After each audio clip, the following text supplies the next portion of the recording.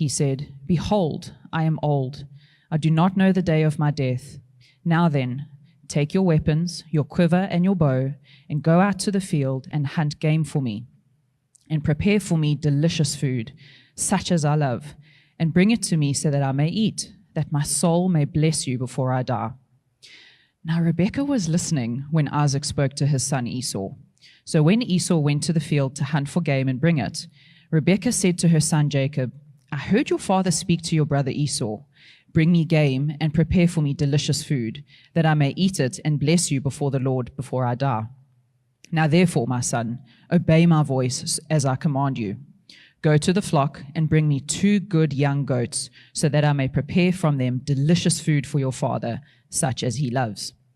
And you shall bring it to your father to eat, so that he may bless you before he dies.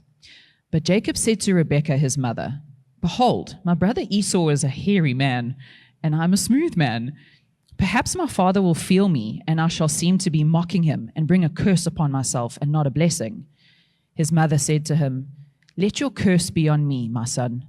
Only obey my voice, and go, bring them to me. So he went, and took them, and brought them to his mother, and his mother prepared delicious food, such as his father loved. Then Rebekah took the best garments of Esau, her older son, which were with her in the house, and put them on Jacob, her younger son. And the skins of the younger goats she put on his hands and on the smooth part of his neck. And she put the delicious food and the bread, which she had prepared, into the hand of her son Jacob. So he went into his father and said, My father. And he said, Here I am. Who are you, my son? Jacob said to his father, I am Esau, your firstborn. I have done as you told me. Now sit up and eat my game, that your soul may bless me. But Isaac said to his son, How is it that you have found it so quickly, my son? He answered, Because the Lord your God granted me success. Then Isaac said to Jacob, Please come near, that I may feel you, my son, to know whether you are really my son Esau or not. So Jacob went near to Isaac his father, who felt him, and said, The voice is Jacob's voice, but the hands are the hands of Esau. And he did not recognize him, because his hands were hairy like his brother Esau's hands. So he blessed him. He said, Are you really my son Esau? He answered, I am. Then he said, Bring it near to me, that I may eat of my son's game and bless you. So he brought it near to him, and he ate. And he brought him wine, and he drank. Then his father Isaac said to him, Come near and kiss me, my son. So he came near and kissed him. And Isaac smelled the smell of his garments and blessed him, and said, See, the smell of my son is as the smell of a field that the Lord has blessed. May God give you the dew of heaven and of the fatness of the earth, and plenty of grain and wine. Let peoples serve you, and nations bow down to you. Be Lord over your brothers, and may your mother's sons bow down to you. Cursed be anyone who curses you, and blessed be anyone who blesses you. As soon as Isaac had finished blessing Jacob, when Jacob had scarcely gone out from the presence of Isaac his father, Esau his brother came in from his hunting. He also prepared delicious food and brought it to his father. And he said to his father, Let my father arise and eat of his son's game, that you may bless me. His father Isaac said to him, Who are you? He answered, I am your son, your firstborn, Esau. Then Isaac trembled very violently and said, Who was it then that hunted game and brought it to me? And I ate it all before you came. And I have blessed him. Yes, and he shall be blessed. As soon as Esau heard the words of his father, he cried out with an exceedingly great and bitter cry, and said to his father, Bless me, even also me, O my father. But he said, Your brother came deceitfully, and he has taken away your blessing. Esau said, Is he not rightly named Jacob? For he has cheated me these 2 times. He took away my birthright, and behold, now he has taken away my blessing. Then he said, Have you not reserved a blessing for me? Isaac answered and said to Esau, Behold, I have made him lord over you, and all his brothers I have given to him for servants. And with grain and wine I have sustained him. What then can I do for you, my son? Esau said to his father, Have you but one blessing, my father? Bless me, even me also, O my father. And Esau lifted up his voice and wept. Then Isaac his father answered him and said to him, Behold, Away from the fatness of the earth shall your dwelling be, and away from the dew of heaven on high. By your sword you shall live, and you shall serve your brother. But when you grow restless, you shall break the yoke from your neck.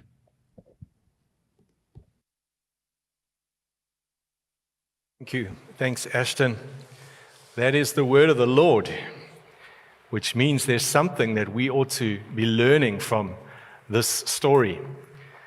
And through this series and through the life of Jacob, and we've called this series The Man Who Wrestled with God. And I wonder, do you wrestle with God? Do you wrestle with Him? Don't put your hand up if you do. But do you sometimes wrestle with whether or not God is there, whether He exists, or if He is there, does He even care for you? Is He even good? Do you struggle with your own humanness? And you have a desire to somehow please God, but you keep falling short every time. Maybe you battle in prayer, and you try to connect with your Creator, but it feels as if your words are bouncing off the ceiling. Maybe you look at your life and the hardship of your circumstances right now, and you're unhappy about it, and you feel as if maybe God has let you down. God's fallen asleep on the job. Or if you were in His position, you would do it very differently. Maybe you look at the injustice and the brokenness of the world, and you yearn for God to act, to do something about it. Or maybe you long for greater understanding of God, but you despair because you just cannot wrap your head around it all. Maybe you struggle with your identity. You wonder who God is calling you to be, who He's really created you to be. If your answer to any of the above questions is yes, maybe you are also a God wrestler, someone who wrestles with God. And I want you to know this morning that you are welcome here.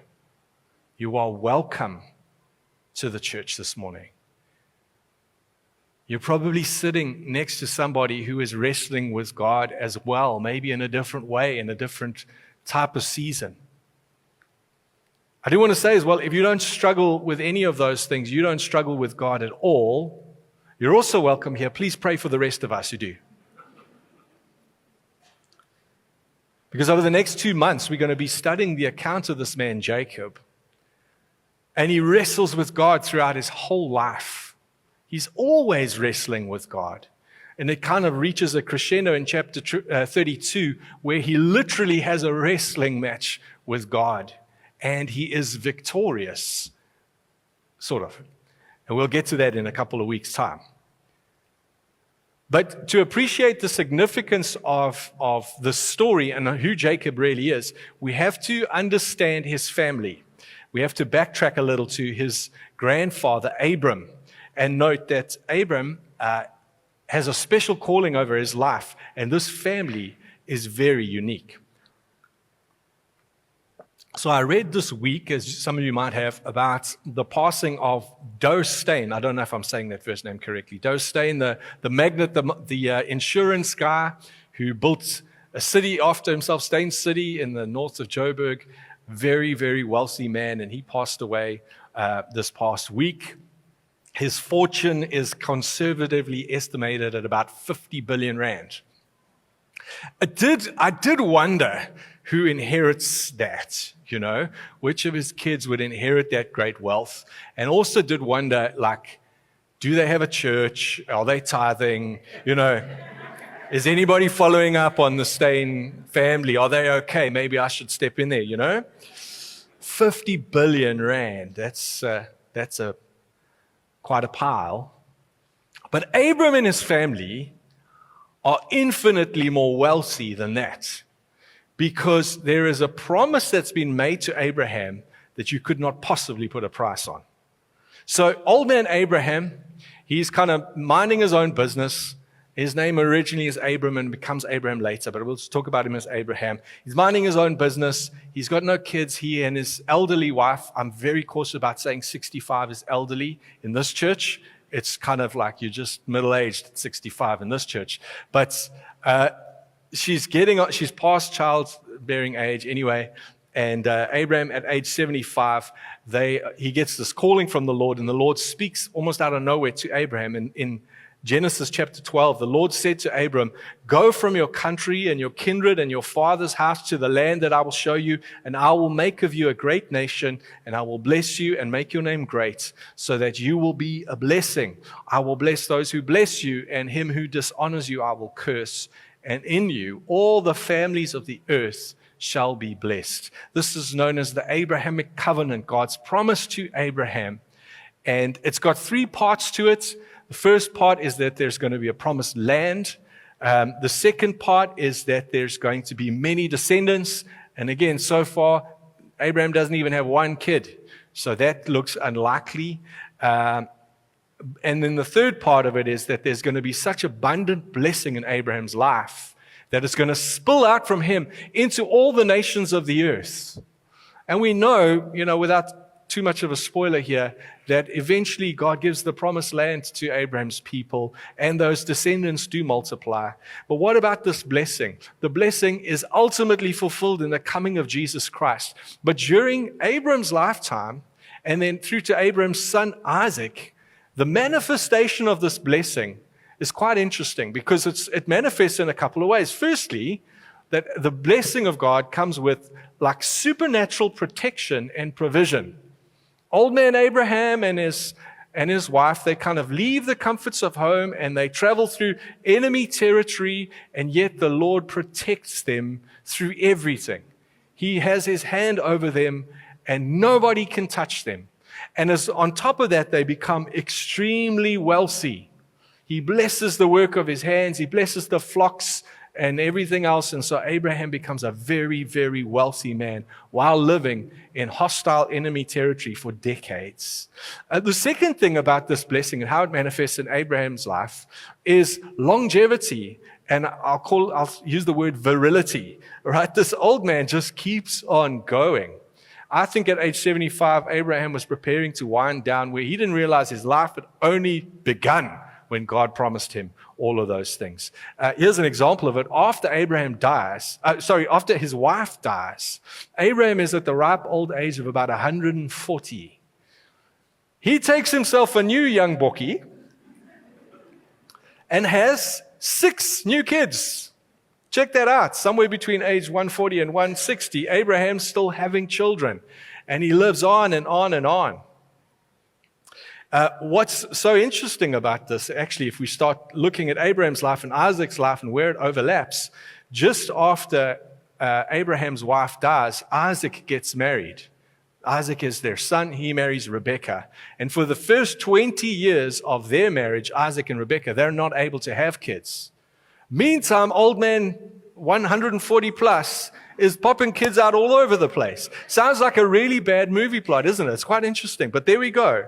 And in that culture, to have a long life was a huge sort of acknowledgement of God's blessing over you. So these guys live a very long time. You'll see that even Jacob lives a very, very long time.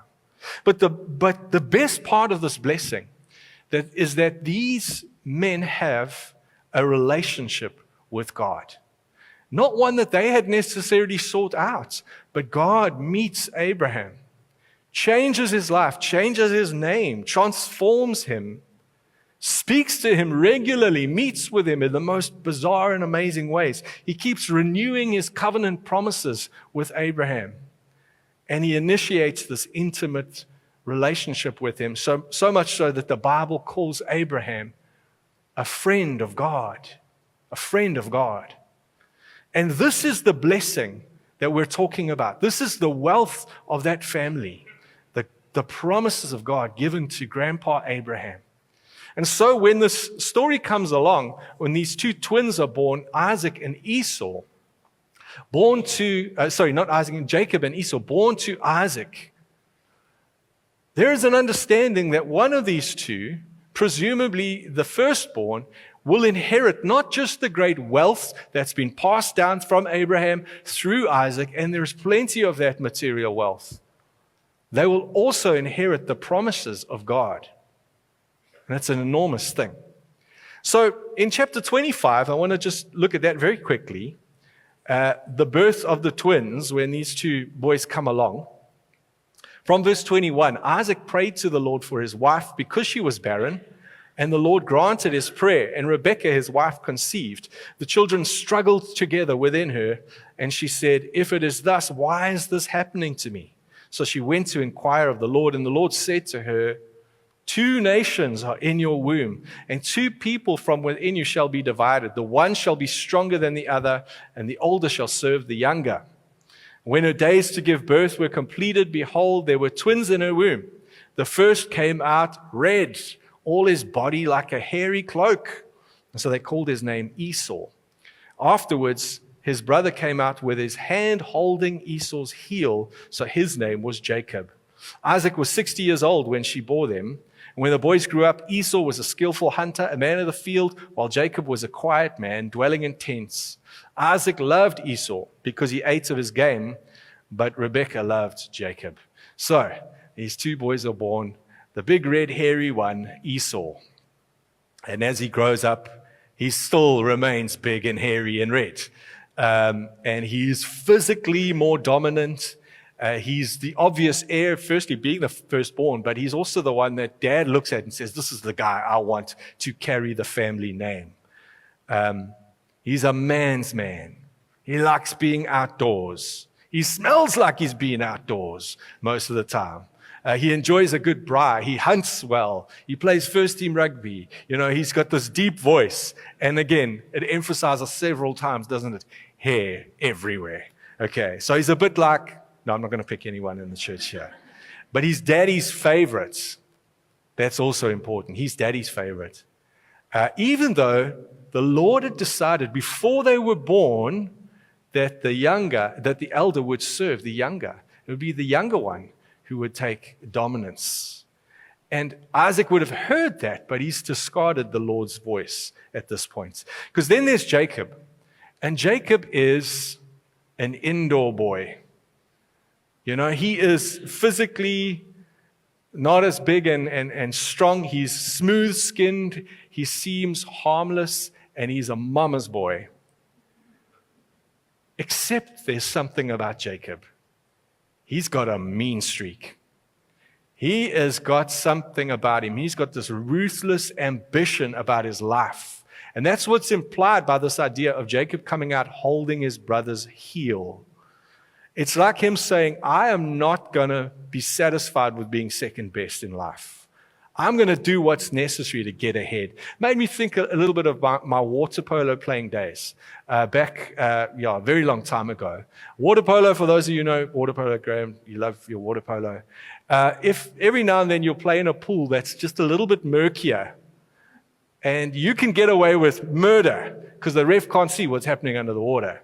And one of my favorite tricks, because I wasn't the best swimmer in the water polo team, but when somebody was getting away from me, and you're both chasing the ball or whatever, and someone's getting away from me, you just slip back for a second, wait for them to get a body length in front of you, then you grab their heel and yank, and miraculously you're ahead and they're behind, if the ref doesn't see.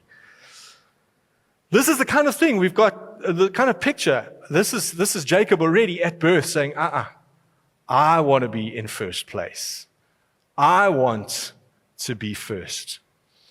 And he's not going to sit idly by and let life just happen. He is a manipulator. He's the heel grabber. He's the opportunist. In fact, the Greek word that's used there is skebenga. He's a skebenga. He's a skelem. He's a scoundrel. This is part of who he is. And he knows sometimes, I think, that by just being quiet and being gentle, nobody notices you, and then you can pounce, and take advantage of other people. And what he really wants, what Jacob really wants, he wants that blessing. He's smart enough to know that's the real value in this family. And we get a very short story, again in chapter 25, of Esau selling his birthright. I'll read it to you as a very quick one from verse 29 of chapter 25. Once when Jacob was cooking stew, Esau came in from the field and he was exhausted. And Esau said to Jacob, "Let me eat some of that red stew, for I'm exhausted." Therefore his name was called Edom. Edom means red. Jacob said, "Sell me your birthright now." Esau said, "I'm about to die. Of what use is a birthright to me?"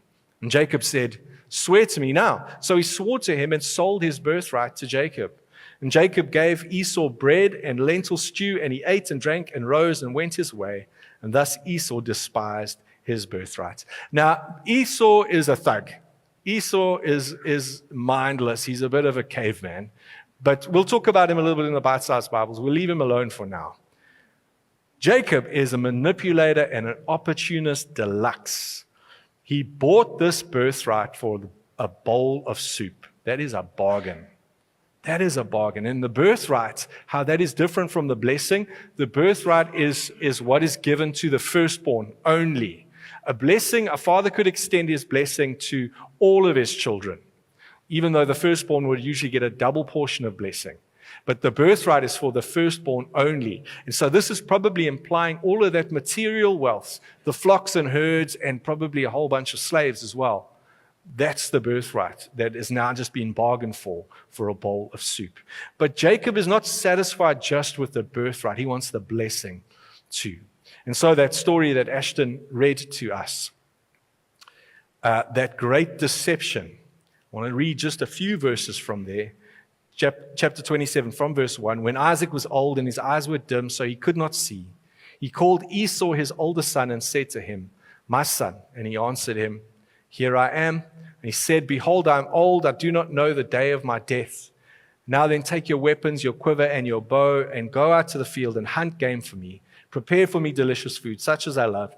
Bring it to me so that I may eat, that my soul may bless you before I die." So this is his plan. He feels like he's getting on a little bit. Here's another interesting thing. Isaac is not dying. He's a bit of a dramatic old man. That's all he is. He's not dying. He's going to live for over 40 more years. But he's just maybe woke up on the wrong side. I'm dying. Let me bless my son before I kick the bucket. He's fine. He's absolutely fine. His eyes are gone, but other than that, he seems to be fine. Nonetheless, in his mind, he's envisioning passing on that blessing that he's inherited from Abraham. It's a big deal. And so, as we read earlier, Jacob is urged by his scheming mom as well. We know where he gets his scheming from. He pretends to be Esau by wearing goat skin. He puts his brother's smelly clothes on. And even though he can't quite get the voice right, it's enough to con his father. And then in verse 27, his father pronounces the blessing over him. So he came near and kissed him. And Isaac smelt the smell of his garments and blessed them and said, "See, the smell of my son is as the smell of a field that the Lord has blessed. May God give you of the dew of heaven and of the fatness of the earth and plenty of grain and wine. Let people serve you and nations bow down to you. Be Lord over your brothers, and may your mother's sons bow down to you. Cursed be everyone who curses you, and blessed be everyone who blesses you." And so this is just Isaac's take, Isaac's little twist on that Abrahamic covenant blessing. I'm passing it on to you like a baton.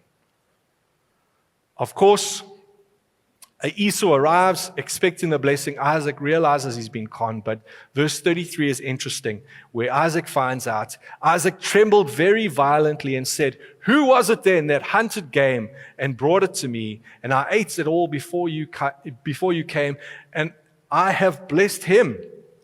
Yes, and he shall be blessed." Now, this is important because we would look at that and say, well, after that deception, surely Isaac could have said, "Bring both the boys in here." He could have rebuked Jacob. He could have said, "What you did was ridiculous. I rescind that blessing and I pass it on to Esau." Why could he not do that? A couple of reasons. Firstly, culturally speaking, you can't rescind a blessing. You can't take it back and change your mind about it. It was almost seen like a legally binding thing that you've now passed on. You can't take it back.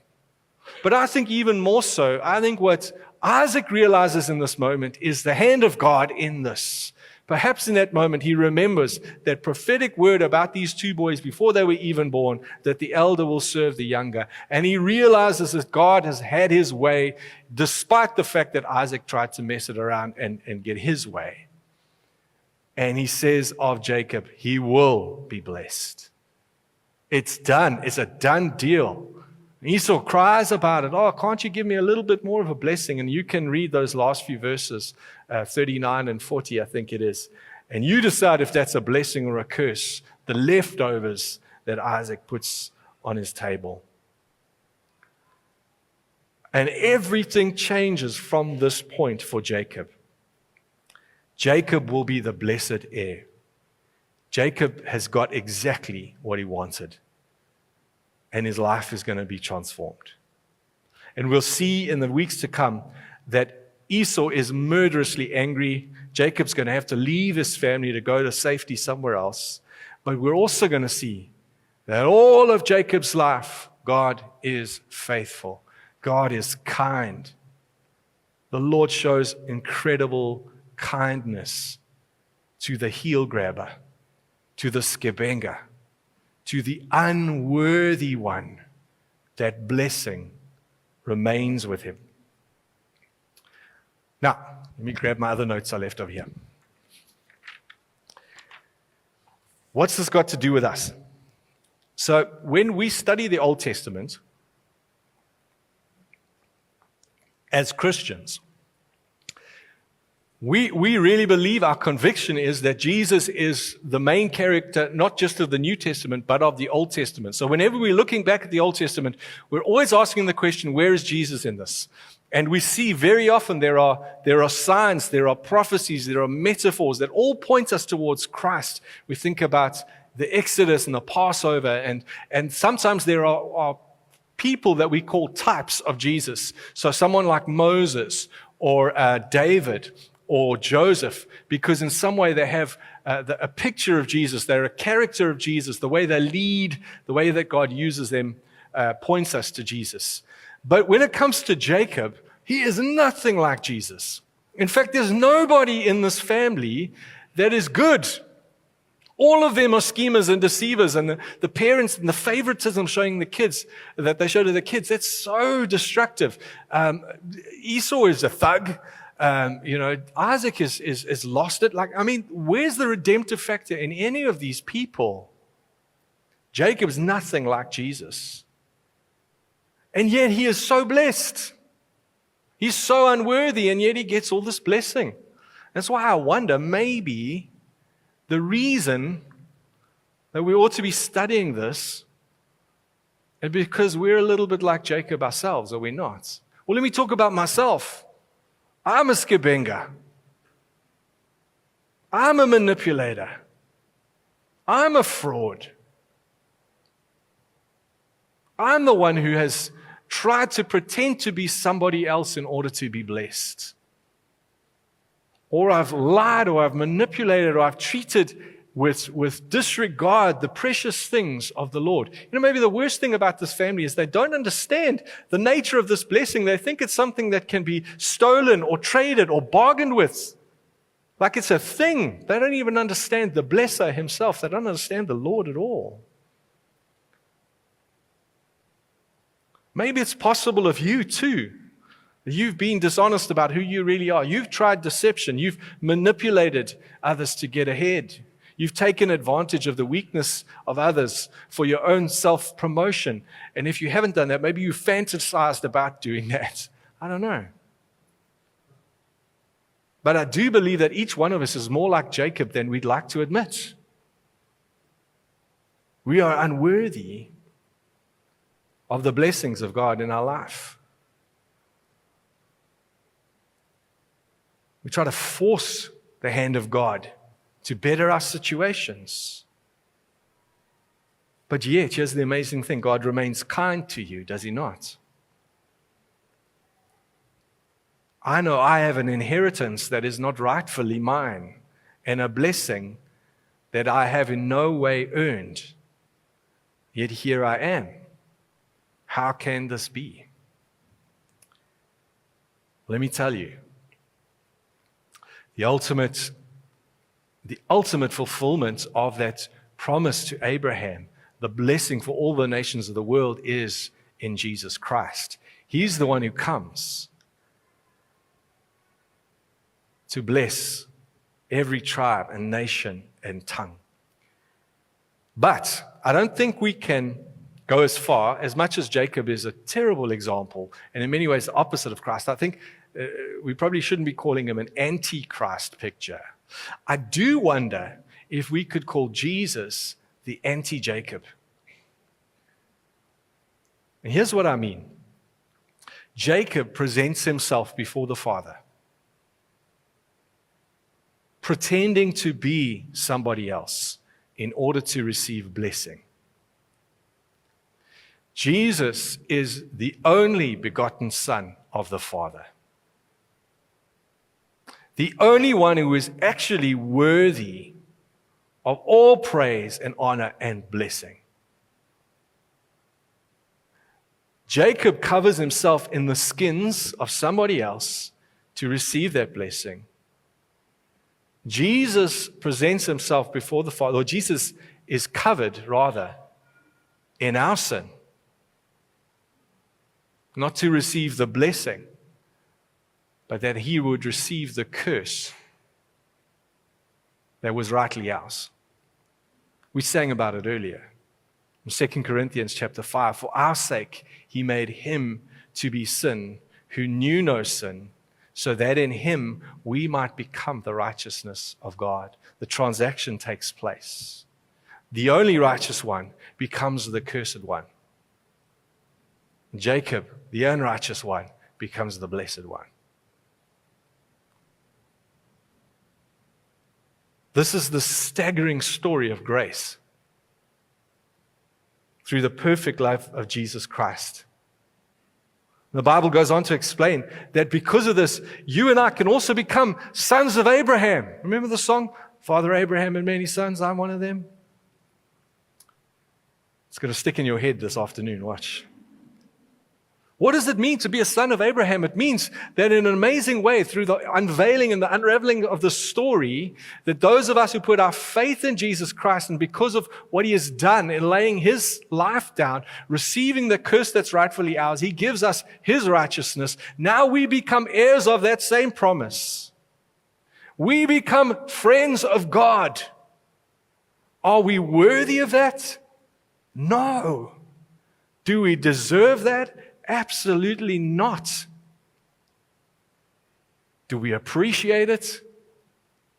Sometimes. We ought to. This is the incredible story of what's happening with the gospel. And yes, we'll experience the fulfillment of all of those promises one day when we're in glory in a promised land, where there's no more hardship and suffering and pain, with a collection of people from every tribe and nation, tongue, a countless multitude. And the blessing to all the world is this person of Jesus Christ who has paid our debt.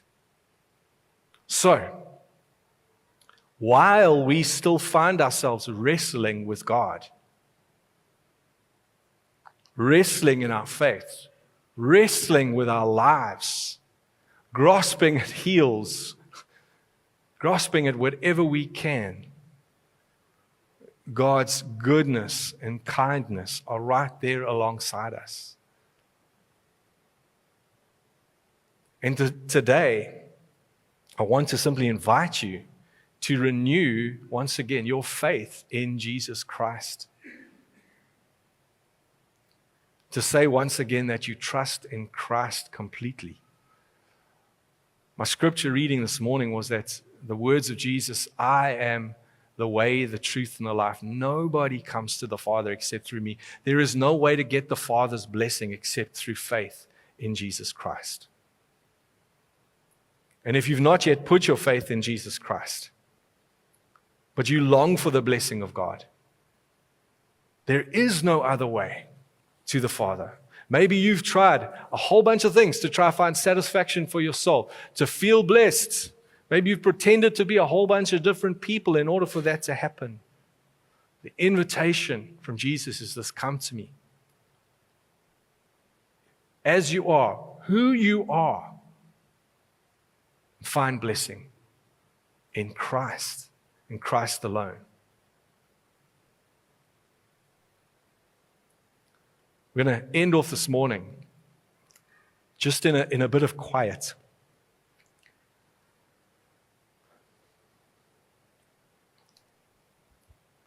And just in response to His word.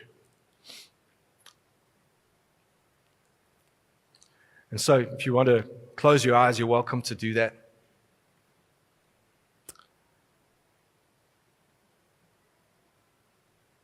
Consider the ways that you, firstly,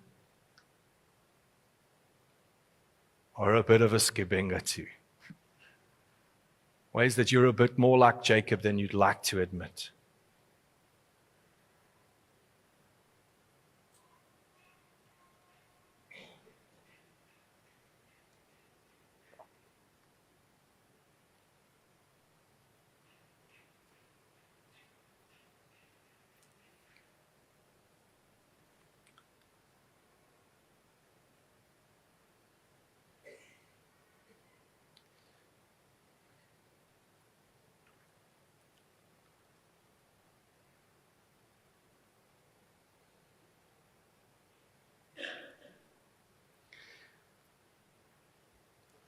Then consider this, that the Lord knows all of that already.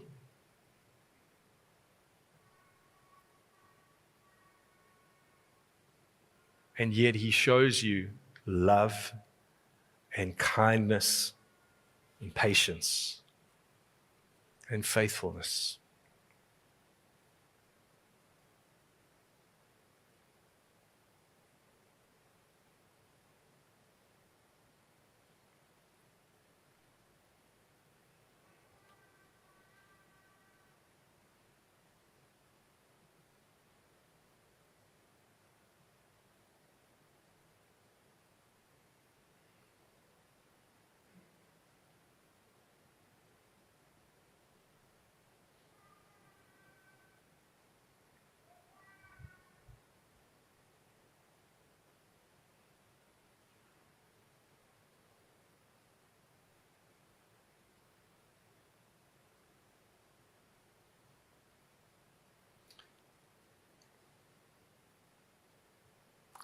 Lord, when I think of your kindness to me,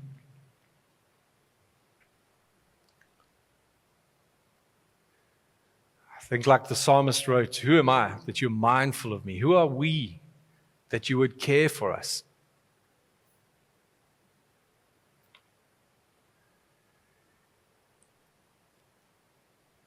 But we're so grateful, Lord, that in your kindness, in your grace, and according to your promises, through Jesus Christ, who has paid for our sin, we're invited into friendship with you. We confess that we are wrestlers.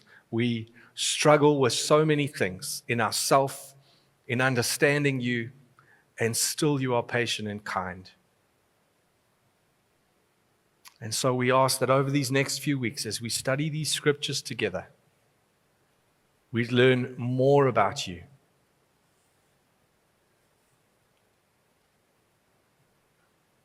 And that it would transform the way that we relate to you and worship you and honor you and walk with you. We pray these things in Jesus' name.